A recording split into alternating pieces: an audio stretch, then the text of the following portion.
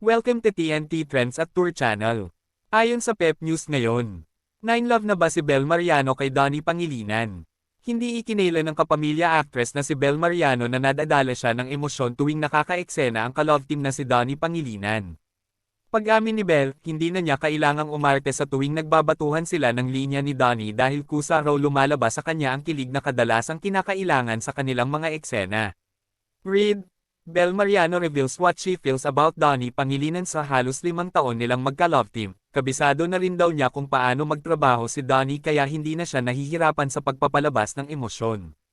Kaugnay nito, nausisa ang aktres sa naganap na Star Magic Spotlight Press Con noong Lunes, February 23, 2026, kung na-fall na ba siya kay Donnie dahil madalas silang magkasama. Bago sumagot, halata sa reaksyon ni Bel ang pagkabigla sa diretsahang tanong ng entertainment press. Nakangiti niyang sagot, grabe naman. Alam niyo po, feeling ko to be an effective actor, 9love ka talaga sa taong dapat mong ma-inlove sa story. Sundot na tanong sa dalaga, so anong nangyari, bakit hindi nag-level up ang kilig? Bakit hindi natuloy into a relationship? Kasi, di ba, ayun yung ine-expect ng fans, lalo na love team.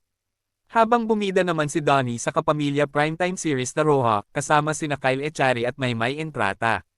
Hindi ba siya nanibago na hindi kasama si Donnie sa proyekto? Mabilis na sagot ni Bel, yes. Noong una, alam mo nag-usap kami ng isang beses ni Donnie, sabi ko sa kanya, hala, kinakabahan ako, hindi kita ka-work. Suportado rin daw ni Bel at Donnie ang isa't isa kung sakaling may iba silang makatrabaho o makapartner sa mga proyektong ibinibigay sa kanila.